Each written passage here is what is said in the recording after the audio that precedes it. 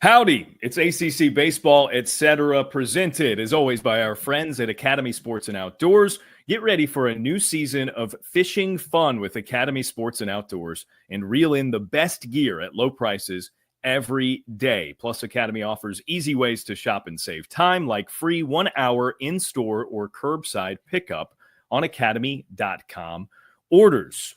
We're through the 7th week. That's insane. Of the college baseball season. Danny Graves is back this week after a week away. I undersold it. I'm Daron Vaught, by the way, in case you aren't aware. I undersold you when Bradley Smart filled in for you last week, Gravy. I undersold it. I was like, yeah, he's in Cincinnati. You know, they love opening day there. He's got something going on. And then I see you were on foul territory all week. All week, yeah. From Great American Ballpark. That's awesome. Yeah. It was a blast. Anytime foul territory goes to Cincinnati, they usually ask if I can be a part of it. And I love those guys there. They do awesome stuff. But Cincinnati, there's nothing like Cincinnati opening day. I feel like anybody that you can talk to that has been to any opening day in Major League Baseball, they'll tell you that Cincinnati does it better than anybody else. Whether they have a good team that year or a bad team that year, Cincinnati puts on a show for opening day, and they did not disappoint again this year. Scott Braun, the lead guy for foul territory, said he's convinced that it's the best opening day of all of Major League Baseball. So it was an awesome time. Got to do stuff there at a Great American, BetMGM for the week, and it was awesome, dude. It was just can never turn down opening day in Cincinnati. Love it. You got to hang out with my guy, the Todd father, a little bit too. Yeah, every day. Yeah, you know Todd father? Yeah, a little bit through USA Baseball stuff. Okay, well, yeah, that's right. Yeah, he's a trip, man. He's I'm awesome. going to tell before we get into it was an unusual but very cool weekend in ACC baseball, and I did not plan this, but because it occurred to me. I'm going to tell a Todd Frazier story if that's okay. Please do. There's more to it that I will tell you offline that makes it even funnier, but it is a pretty funny instance. So he was with the U.S. Olympic team in 2021. So that was the Tokyo games that were supposed to be played in 2020. But actually got pushed and played in 2021. So that year, the Olympic team did some of their training in Cary, North Carolina, where I do a bunch for USA Baseball at the headquarters there. So I had that year also done this Appalachian League barnstorming thing with the collegiate national team. And when the collegiate team got back from that trip, going to these, former minor league parks, now summer collegiate parks throughout Appalachia, they played I believe it was 3 games. It might've been 2, but they played a little set of games, collegiate national team versus the U.S. Olympic team before the Olympic squad headed to Tokyo. Okay. Which was wild because Tristan Casas hit a huge mammoth bomb for the Olympic team. Frazier was like the old vet on the team. Yeah. Eddie Alvarez, who made history that year, becoming an Olympian in 2 different sports, former speed skater. He was the second baseman for the Olympic team. It was a really, really cool set of games. So we're there, and I'm up in the booth, and they're about to play the first game with the collegiate national team. But I think they had planned to take like an Olympic squad team picture out in the outfield for official purposes prior to this game. Something, I don't remember the logistics why, but everybody was in the correct uniform for the team picture, except for Todd. So he had to change. What was he in? It was in the opposite uniform. Like they have a set of whites and a set of grays, and they've got like a navy blue jersey that they can wear with. He didn't see everybody else putting on the. I don't remember if it was even clear why he was in the wrong uniform, but he was.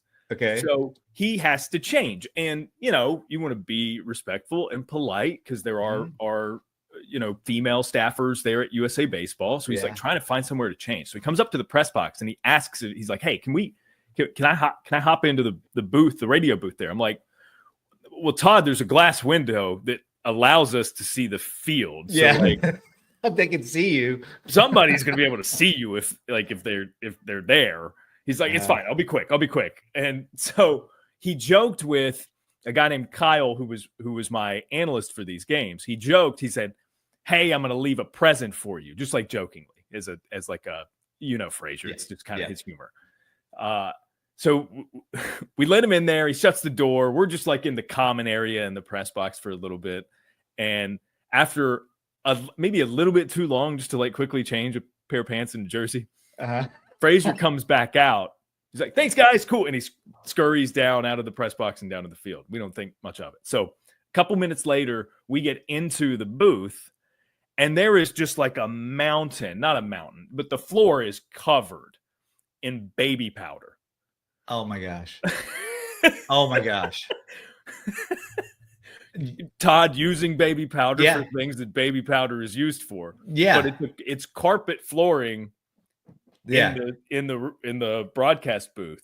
And so like it was just there for a while afterward.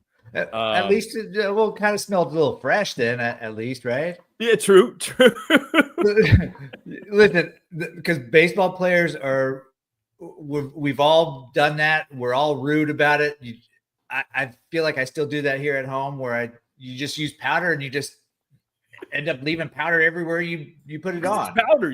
There's only so much you can do to control it, right? It's right. It's impossible to control. You can't control it. That's so funny. That's awesome. That's Todd though.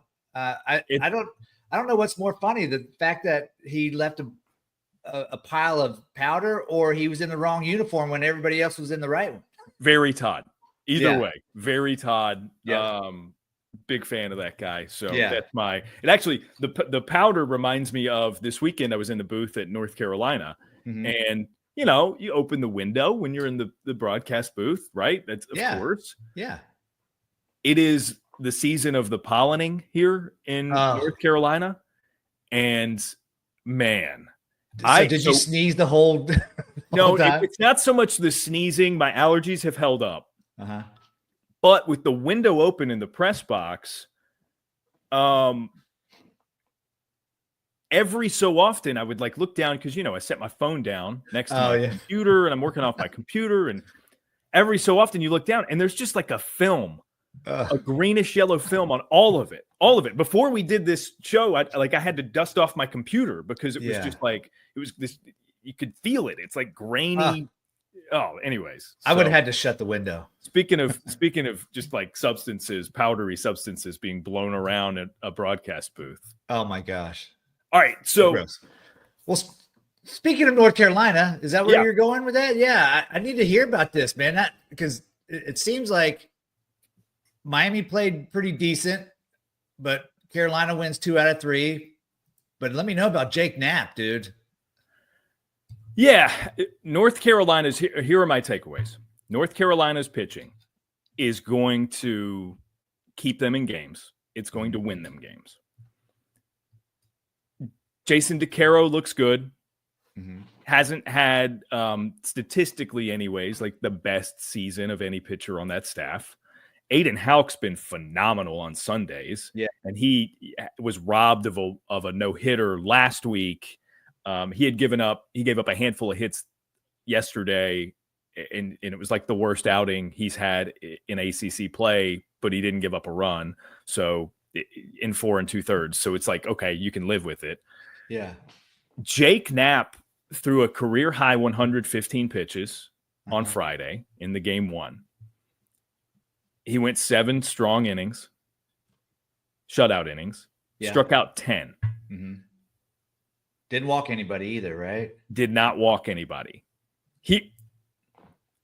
This is maybe a hot take because we're going to talk about Joey Vellini for Florida State as well. I like hot takes. Throw it out there. I think we can all agree Jamie Arnold, the Seminoles ace, is the best pitcher in the conference. I don't know that there's much argument, right? Like he is the best pitcher in the conference. Right. That is a different conversation than the pitcher who is having the best season in the conference. I like that. I think it's Jake Knapp. He's been at least 6 2/3 in every start this season in ACC play. He has, at a maximum, given up 1 earned run in a start. And again, on Friday, he gave up 0. He's been phenomenal in conference play. And here's my next point. Then I'm going to use this to relay into my next point about North Carolina. They won the series. They got 2 of 3 from Miami. But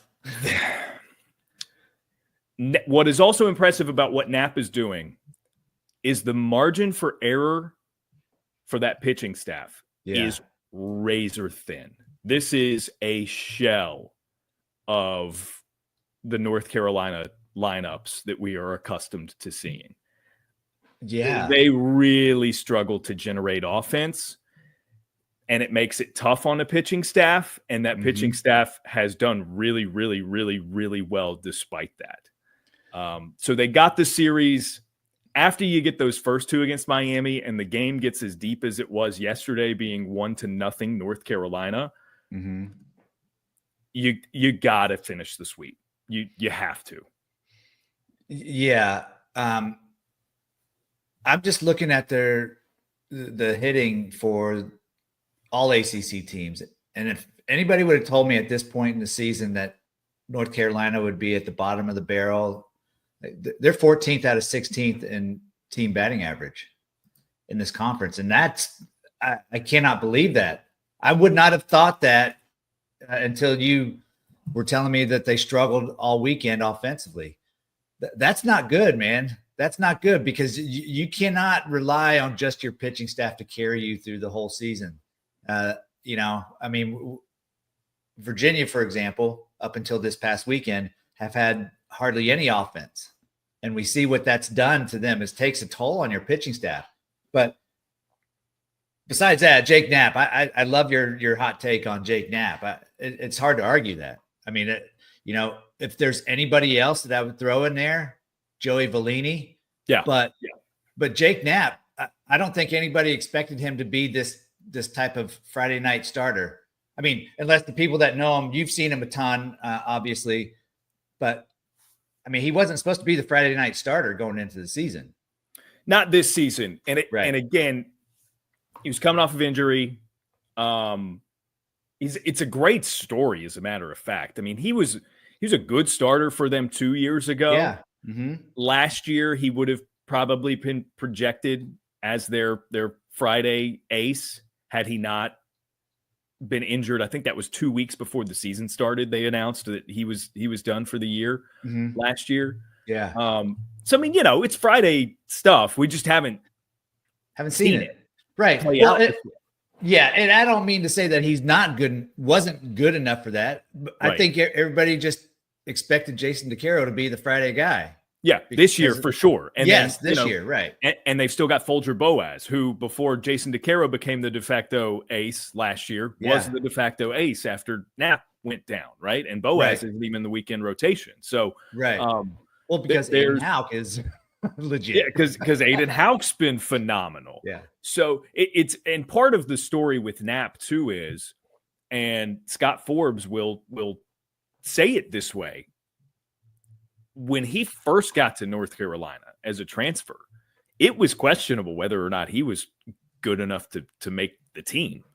Really? He's just a phenomenal story, and he's worked and worked really hard and gotten better, and he's that type of pitcher on the mound. He's kind of a bulldog, right? I mean, he's this big hoss of a guy, and he's just a strike thrower. He throws a heavy ball. He's had such a phenomenal season. And Friday was my first time seeing him in person this year. Not that really changes what I think of the numbers and the production. Right. But it felt like it's like the numbers have looked, if that makes sense, just watching him go through it. And, he was working this fastball slider combination and changing eye levels of guys on his way to those 10 strikeouts. At like the first 5, he would ride up a fastball. and get a swing and a miss. And then the back half of his strikeouts, he was still using the fastball, but he just throw the wipeout slider and it would get guys like Daniel Cuvée swung at a couple that were in the dirt in the opposite batter's box. I mean, it looked foolish. So when you can get a guy like that to chase that bad, it was it really impressive from Jake Knapp. And I'll say this on Miami too, because I know you've got a vested interest. Obviously, it's a group that I really, really, really like the individual parts. There is something awry about the meshing and gelling and maybe collective team approach.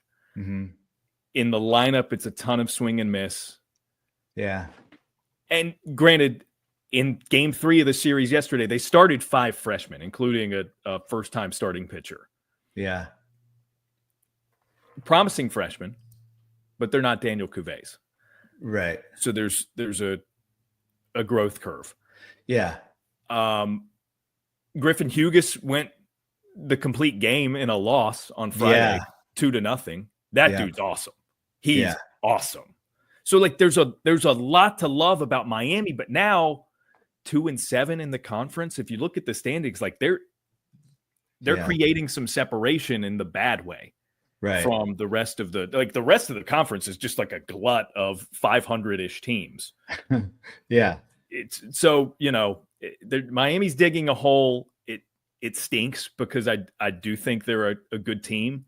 And, they also opened up with 3 tough series for conference play, including FSU and North Carolina, which are like pitching staffs you're not going to hit against. Yeah. Yeah. Well, so, I mean, people aren't going to want to hear this, Miami people, but you got a whole new team, basically. There was 5 or 6 guys that came back from last year, right? So it's obviously going to be not that easy to kind of mesh and have that camaraderie right away when you're going to a gauntlet of teams that you got to play. It's almost like throw them into the fire and learn as you go. And so maybe in the future, maybe this year, but next year, they're going to feel better about themselves if they keep the majority of these guys around. But anytime you bring in a whole new team, basically, it's going to be hard to find that team chemistry. It just is, and right now it seems like they do have some pieces, but until they start to feel each other and thrive off each other, it's going to be tough. And, these pitchers, like I said before with North Carolina, you can only handle so much. Griffin Hughes, complete game loss. That's tough. But he only gave up 2 runs. So Miami's got a lot of the same issues with their lineup and their offense. It's just unknown. Total feast or famine, right? Like there are some days it's and again, Knapp was excellent on Friday. But, DeCaro's not at his best on Saturday. Houck's not at his best on Sunday. Some of it was just uncompetitive at bats. Which again, experience. It can be experience. It can be. There are 2 sides to what North Carolina is going through offensively, and one is okay. You just don't have this lineup with all the pop that you had last year or the year before, or maybe the year before. And, but the other thing is, okay, it is a desirable quality to be able to win games by doing just enough offensively. Yeah. You really, really stress your team when you have to do that every game. But it's a desirable quality to be able to do that. And in order to do that, there has to be at least some cohesion offensively. There's a plan, right? Like how do you look when your team offensively, no matter where you are in the lineup, how do you look when you need to score exactly 1 run? Yeah. And North Carolina teams have always been able to scratch across a run because they execute when they try to bunt, they run the bases well. Yeah. There were some lapses in those departments with Miami. And it just felt like offensively, there's not a lot of cohesion, and it's a little more 9 guys trying to hit what they want to hit. Right. Well, that makes sense. Young, inexperienced, maybe they'll figure it out. But listening to you talk more about North Carolina, I mean, the way that they're playing, it's kind of built for the playoffs now, built for the tournament, regionals, where you're facing good pitching no matter what. And you have to be able to scratch a run here or two, but rely on your pitching to get you deep into a series or deep into a playoff setting. You know what I'm saying? Like, yeah. And they have pieces. Like Hunter Stokely's been awesome. Luke Stevenson is, I got to make another point, because that dude is a hitter's hitter. Yeah. He's built like a brick house. Yeah. But he made a couple defensive plays, including a back pick to a runner to pick them off at first base with a left-handed hitter at the plate, which is a very difficult play to make, right? Because you're throwing through or over or around the batter to get it to first base. Like it's nothing. Stevenson popped up, back pick, got the guy. And when it happened, we had a few people in the press box, and I was like, that's the most big league play he's made. That was big league. That plays at the major league level yesterday. So the pieces are there. I like Kane Kepley a lot as the center fielder and leadoff batter, the Liberty transfer. He didn't hit a lot this weekend, but he found ways to get on and therefore scored some of the few runs that they had. That's his job. Who cares if you hit? Just get on base. Find ways to get on base.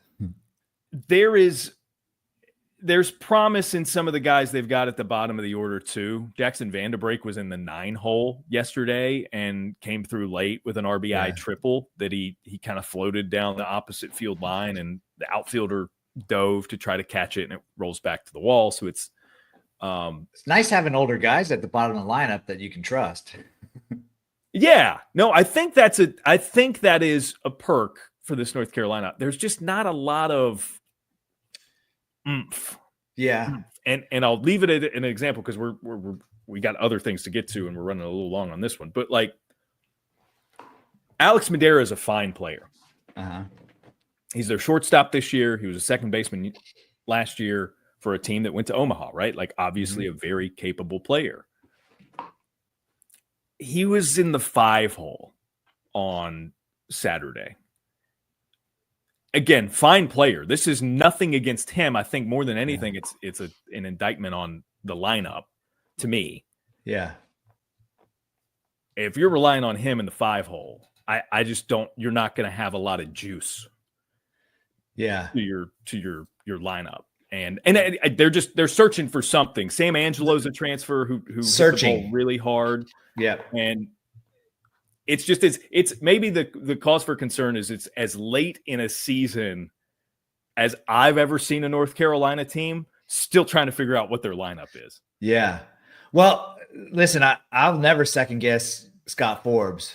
I'm just guessing he's searching. You know, has Stevenson been in the 2 hole mostly all year long? Yeah. I mean, he was a guy that was a middle of the order guy last year because he had to be, because all the other guys in front of him, right? So you move him up to 2 hole, which I love him in the 2 hole, but maybe he's a guy that needs to be behind Stokely or, you know, in the 5 hole. Who knows? I think Coach Forbes is just trying to figure out the best combination, the best, you know, matchups he can with guys in certain spots. And yeah, I'm sure Madera was like, really? Am I supposed to be in the 5 hole? Okay. I'll see what happens. He's the perfect 9 hole batter last year. You know what I mean? And it's just like, it felt like that worked so well. I don't know. It could be trying to get him some confidence. Who knows? Yeah. Yeah. Who knows, man? Coach Forbes got something planned. I know he does. Clemson, Georgia Tech. Probably the biggest series of the weekend in the conference. 2 weekends in a row, Clemson has gotten that label heading into a weekend slate, and it's the second weekend in a row. They take that and they get a series victory with it. 18-2 though in the middle game in favor of Georgia Tech. The Yellow Jackets can score some runs. Shocker. They've always done that, right? They obviously have Drew Burris. Kyle Lodise hit a couple of nukes. Yeah.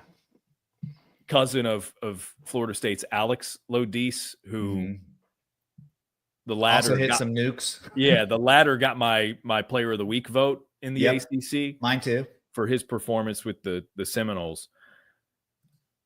We've talked a lot about the bullpen and the pitching staff, generally speaking, for Georgia Tech. They're legit. This was the prove it weekend, and even though they didn't win the series, I'm a believer in them now. And I get it. Game 3, the decider, that Clemson scored multiple runs after the 7th inning to win. You might concern yourself with the bullpen for Georgia Tech. I got news for you, though. No bullpen's going to look good against Clemson. They score late. Yeah. No lead is safe against the Tigers.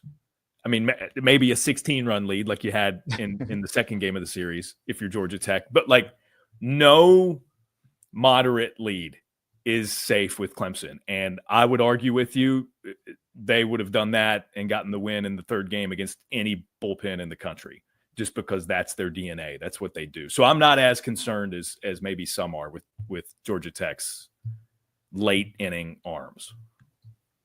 No, I'm not concerned about Georgia Tech at all. I'm thrilled for Georgia Tech, even if they lost the series. I mean, to have Georgia Tech relevant at this point of the season is something that we haven't been able to talk about for a few years, and Georgia Tech has always been a powerhouse, and to have them back in it's great. And the losses, you can't be sad and upset about losing a series to Clemson because they are one of the best teams in the country, not just the ACC, in the country.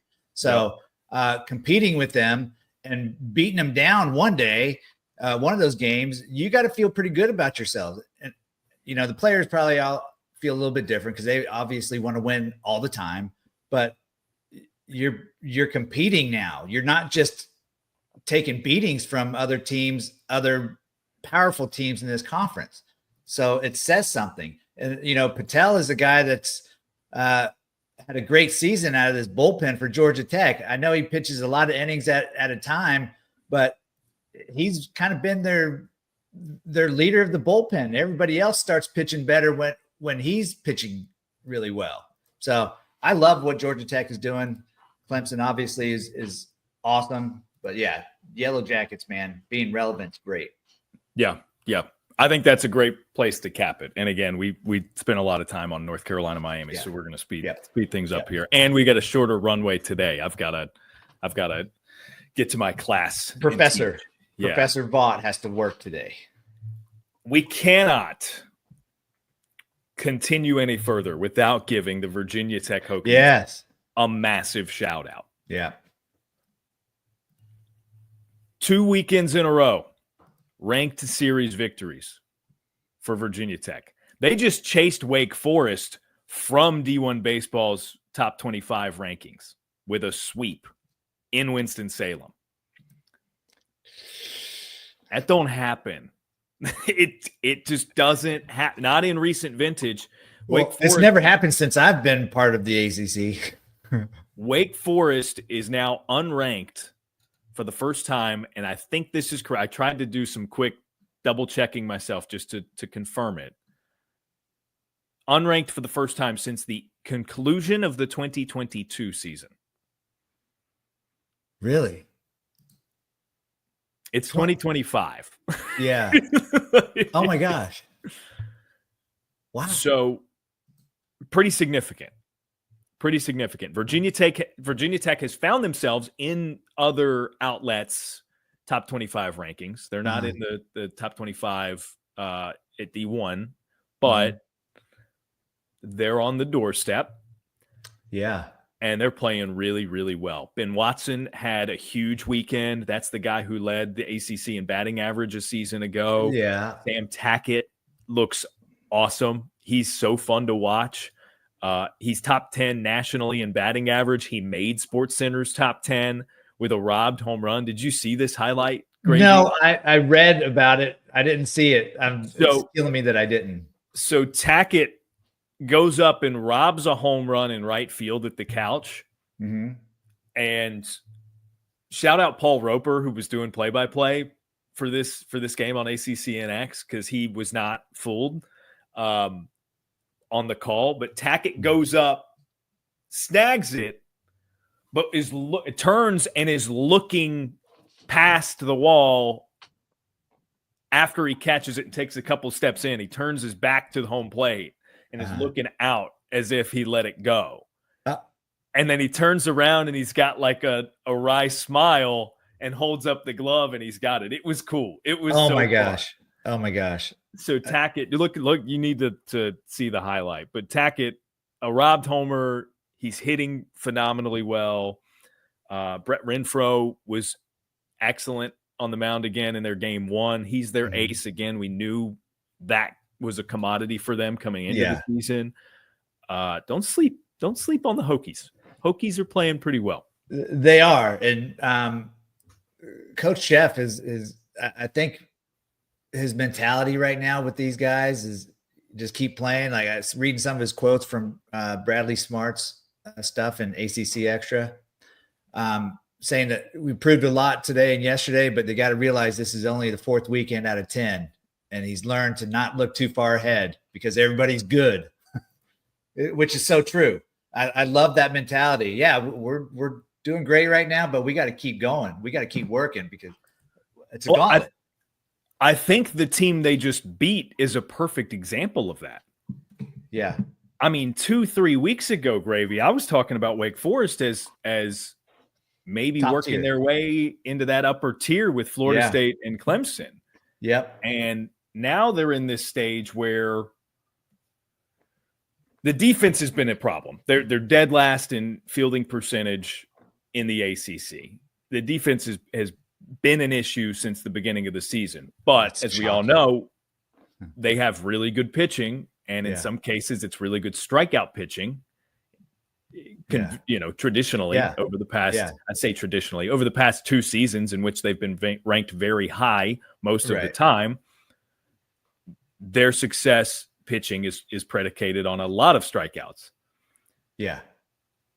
I watched the pitching staff now, and from what I saw over the weekend, there's this Sandy Koufax quote. As a former big league pitcher, you have to know this quote. Sandy Koufax, something along the lines of, I'm paraphrasing. Okay. I started to be a good pitcher when I stopped trying to make them miss and started trying to make them hit it where I wanted them to. Yeah. Right. Yeah, I've heard that. Yep. Of course you have. This epitomizes your ground ball guy sink. Yeah. You know what I mean? Yeah, you wanted them to hit it where you wanted them to hit it. Right. Yes. I mean, it sounds pretty simple, but it's not. But I mean, that's a great philosophy. There seems to be a chasing the strikeout issue. And I don't, you cannot get inside of a player's head or know exactly what they're thinking or what they're trying to do. Sometimes you just miss a spot, right? Mm-hmm. It seems to me, particularly the pitching staff for Wake Forest, is trying maybe a little too hard to get strikeouts. To miss bats. Yeah. But which is a reasonable concern if you're Logan Lunsford, for instance, or Matthew Dallas. It's a reasonable concern because, again, the fielding has not been great for Wake Forest. So it's kind of like what the offense does for North Carolina's to North Carolina's pitching staff. You create this pressure, and the Tar Heels pitchers have delivered in this pressure. Yeah. The offense or the defense for Wake Forest creates this pressure for Wake Forest's pitchers that, like, okay, to get outs, I'm going to need to strike out guys. Yeah. And it feels like there's maybe a little that pressure has been getting to them. But then on the other hand, believe it or not, I'm going to stick up for the players for a second. When your pitching staff is second in the league in walks allowed, your defense might get a little lazy. You being a former infielder, when you played, if a pitcher is like walking people, there's no rhythm. Yes. So it goes both ways, right? Yeah. So yeah. So the walks are a product of trying to get dudes to chase, and you're not throwing strikes. Right. But you can't throw an 0-2 slider first pitch of that bat. Yeah. Yeah. But then, like, again, to your point, maybe the arrhythmic nature of the defensive side for Wake Forest can be blamed for some of the defensive mishaps. Yeah. No, I think that's a great point. Yeah. So, I mean, who's to blame? I don't know, but somebody better figure it out. That. And listen, I get it. When you go this far into the season and you've been dominating with punching people out, you're gonna think you're a strikeout pitcher. Every single pitch that you throw, that they're not going to be able to put a bat on it. But there's going to come a time, and maybe now's the time. Lunsford didn't make it out of the first inning, right? Maybe now it's like, okay, pitch to contact and get the strikeouts when I need a strikeout. If I got a guy on third with less than 2 outs, I'm going to punch this dude out and then go from there. Every at bat doesn't have to be a strikeout. Yeah. Yeah. So, I mean, I'm sure Moose will figure it out over there. He'll figure out how to get these guys going again. All right, let's talk about Soldier. Attention, ball players. Upgrade your swing with the 2025 Soldier Tank Series from Soldier Sports. The BB Core model is built with infused power alloy technology and an ultra hot sweet spot that packs power even on mishits. Looking for extra control? The two-piece BB Core version delivers extreme whip and leverage. And for our rising stars, the USSSA Youth Bat brings elite performance in a youth-friendly design. Backed by 2.5 years of research, it's time to drop tanks with the tank. Visit soldiersports.us. You know, Gravy, some are saying the tank walked so the torpedo bat could run. That's what I'm hearing. That's what I'm hearing. Did you just make that up? That is awesome if you did. I love that. Tank and Torpedo, by the way, sounds like a powerhouse pro wrestling tag team from the 1980s. Oh, totally. Totally. And I feel like I can hit with those two bats now. You're pumping me up a little bit. I love it. What's next? What have we not gotten to? Virginia. Yeah. Are they back? 31 runs combined in a 3-game sweep of Stanford, I believe. It's more like it. It's more like it. It's definitely more Virginia style, putting up some runs like that. Are they back? Yes, I think this could continue. I'm not saying I don't think we thought that they were lost, gone. Like, I feel like we still felt like they were still around. It's just a matter of time of them breaking out, right? And maybe this is that time. Against a Stanford team that was coming in playing pretty well. I think I said it to Bradley last week when you were gone.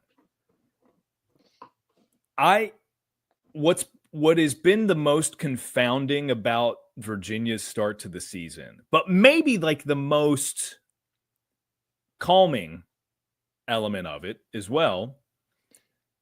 If you look at, maybe some of the other teams around the country that you can compare their misfortune to, like a Texas A&M. Texas A&M preseason number 1. Virginia was the preseason number 2.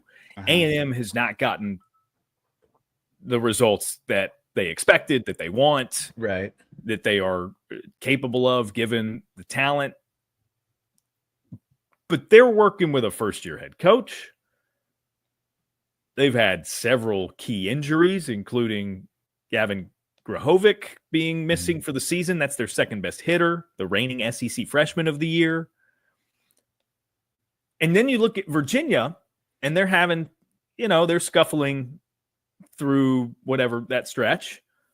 And it's like, okay, Brian O'Connor's been there and done that as their head coach. He's not new to this. All the guys are still there. They're healthy. At some point, it seems to me they were just going to start being who they were as baseball players. And there's a scientific way to look at this that, like, okay, the larger the sample size gets, the more representative the results will be. And that's not 100% how we're dealing with this, because these are human beings with feelings and emotions and ebbs and flows that way. And routines that maybe get off track and that sort of, right. So there are no constants. Right. And they're kids that have exams and homework and so just to use another scientific term, there are no constants here. So it's not, you can't look at it exactly the way that I'm sort of framing it, but in a way you just thought, okay, increase the sample size and it will more regularly be representative of who they are. And that's what's happening. And the beauty of sports and a sports season is that sometimes, if you played 2 seasons or you doubled the length of a season, it would work out for this team that is super talented, but you get what you get. Like the timeline is the timeline, right? And it either clicks in time or it doesn't. Right. So this is the tipping point at which we're going to see is Virginia clicking? Yeah. Well, so I'm going to say yes. I'm going to go ahead and say yes, because Brian O'Connor is not a first-year coach. They don't have the same, or they do have the same personnel as they had a year ago. So I think we could probably say that there's struggles for certain teams because this conference is loaded. College baseball as a whole is loaded. It's gotten so much better year after year after year. Virginia had that tough opening month of the season with traveling and playing quality baseball teams. It wasn't like they were just playing northern teams that haven't been outside yet. But you look at the ACC standings. So Florida State, Clemson, and Georgia Tech, top 3, right? So 7-2, 6-3, 8-4. Then the rest of the league, it's 7-5, 7-5, 7-5, 5-4, 5-4, 6. Like, it's all so close to being equal. That's what I was saying earlier about Miami. It's everybody in this big jumble. Yeah. And then, it helped that the Hurricanes got their second ACC win yesterday against North Carolina. But like it's them and then a little gap and everybody else in this, just like this big jumble. Right. And I mean, not sticking up for A&M or anybody over there, but they play in a pretty tough league too. Yeah. So like somebody's got to win these games. You're beating up on each other. And right now it's really just, the top 3 teams in the ACC, Florida State, Clemson, Georgia Tech, that if you don't watch any games, you just look at their record. Those teams that must be the best teams in the league. But are they? Well, Florida State and Clemson, yeah, probably. But guess what? Duke is playing so much better now. Virginia Tech is playing so much better now. Virginia's playing better now. Well, who is the best team? I don't know. Who's the top 5 teams? I don't know. It's different every week because like people are showing up and playing, and man, it's a good problem to have. Let's just leave it at that. It is. Speaking of like the sort of the pecking order, I think we've all viewed it as Florida State and Clemson at the top, and then that little like B+ tier can get kind of murky. And Georgia Tech, you're right, has worked their way into that tier. North Carolina's there based on where they're ranked in our top 25. Mm-hmm.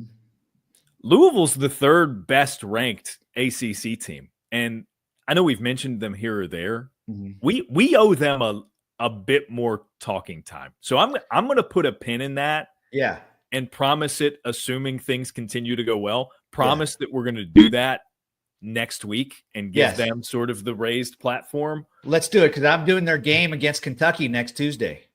There you go. That'd be perfect timing. Perfect then. Yeah. I love what Coach Max put together there. And I've mentioned it in these terms before.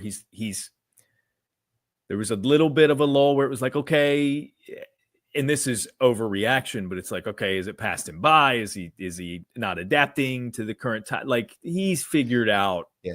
Or is he going to go to somewhere else and be the head coach? Is he tired? Oh, yeah, there's a lot of that. Yeah. So I'm really excited that they're as good as they've been. And like, they had a tough assignment in Cal over the weekend, a tough assignment that I don't know that we knew that was going to be as tough of an out for ACC teams coming into this year. But Cal's been tough, man. I like them. I think they're good. So Louisville's been great. You mentioned Duke, series win over NC State, which feels big because we had just talked about NC State as, hey, they're figuring it out. Yeah. Duke's done some toying with the pitching staff. How about the left-hander Owen Prosch starting and looking great on Friday? Yeah. And then Henry Zatkowski, the freshman, on Sunday gets their second win. Like, they've done some toying around, which we knew they would do and they would figure it out. Yeah.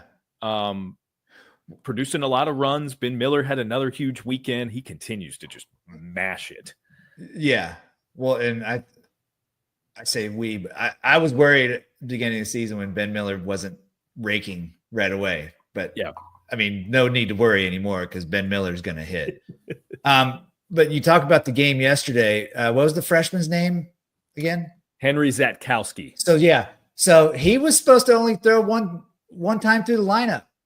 I was reading what Coach Pollard was saying. Like, they just wanted him to go one time through the lineup and then mix and match from there. He ends up going 6 because he's dominating. Like, and I can't even tell you the last time somebody went 6 for Duke. Like, it doesn't happen. I think I read Santucci maybe last year. Yeah. So, I mean, that's huge.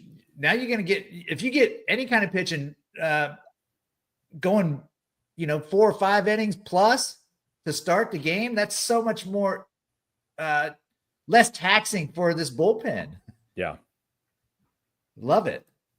You can get 6 innings on a Sunday, man. That's 6 good innings. That matters. Yeah. That matters. Yeah. I don't want to overlook, we mentioned Joey Vellini a couple of times, so let's just dive in on him real quick. Yeah. In a spot where Florida State really needed him to be great again, he was great. Like, there was some hand-wringing after that game 1 loss to Notre Dame. Shouts to the Fighting Irish, by the way. Yeah. Stiff's got them being pretty competitive. And again, Florida State is just a great team. So to get 1 is obviously not what the team was after, but that's a nice job. Like, you can do yourself well getting 1 of 3 from Florida State in that scenario. But man, they were rolling in that first game. Well, yeah, if you're facing Jamie Arnold, you're not expecting to finish that game with 16 runs. Granted, he only gave up 2. Right. But a game that Jamie Arnold starts, you never would think that you're going to finish with 16 runs. Which I don't think there's cause for concern. Again, Jamie Arnold is far and away the best pitcher in the conference. Yeah. However, that's 2 weeks in a row, a Jamie Arnold start day. Florida State's been shaky. Yeah. Which is just interesting, something to monitor. That's it. But then, dude, the Seminoles bounce back and they sweep the doubleheader from Notre Dame. I mentioned Vellini, complete game in seven inning complete game. Second straight weekend, he's gone the distance in a 7-inning game. 4-2 was the win in game 2, and then they just cruised in game 3. Florida State's really good. I saw Miles Bailey had another multi-home run game. That kid is. Have you? If you've not, pull up some video. I mean, the kid is. He hits bombs. Yeah. They knew the raw power was there, but it was going to be a question of, okay, as a freshman, is it going to click? No need to wonder anymore. It's good. And then we mentioned Alex Lodis, a monster weekend, probable player of the week. I think he and Vellini might sweep weekly honors. Those were my 2 picks. Same for this week. Yeah. Same. So I think they might be ACC player and pitcher of the week. That's pretty impressive. I think Hunter Carnes went deep again this weekend, at least once. Which again, another freshman. Yeah. I talk about the sort of work in progress that Miami is with their freshmen. It's just like Florida State's are here, and they're here to stay. They're good. Yeah. All right. Quickly, Hall of Name. Give me, and you can be quick with this, because since the last time we met, opening day in Major League Baseball has happened. Yeah. When I say opening day, in terms of you pitching on opening day, what comes to mind? Oh my gosh. This is crazy. The first thing that just popped in my head was Joe Randa. You remember Joe Randa, third baseman for the Royals for so long? Oh man, I loved a Joe Randa. The Joker. His nickname was the Joker. So we traded for him. I don't know if a trade or a free agent coming into 2005. And Pedro Martinez comes in with the Mets, and he's dealing, just dominating us. And we go into the 9th inning down by a couple runs or whatever. Adam Dunn hits a home run, get a couple guys on. Joe Randa hits a walk-off homer. And I came in to pitch the 9th just to get an inning of work in the first game of the year. So I ended up getting a win out of that. But Joe Randa hits a walk-off homer. And the pictures that they showed, I'm jumping up at the plate. I have a big fat dip in my mouth. And like, it's almost coming out of my mouth. It's hysterical. I don't know why.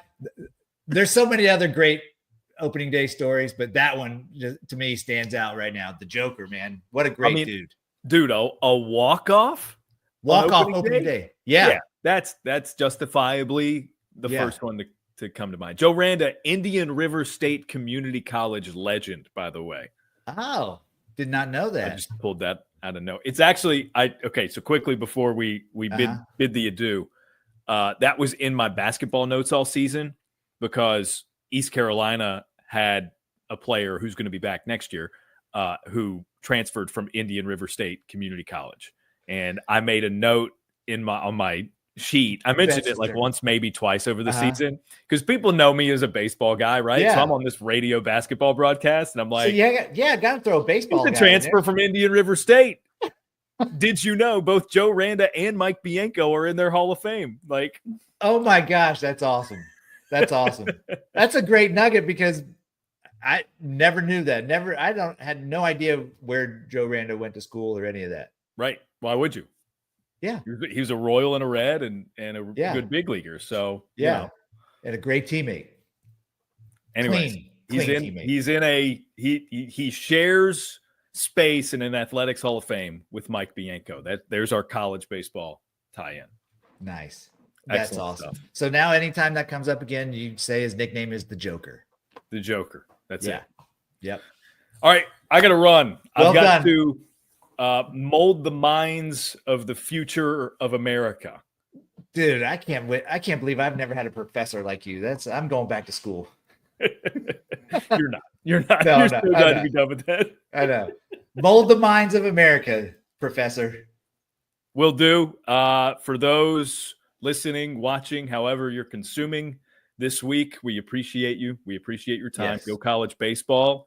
Enjoy the games this week. We'll talk to you again soon.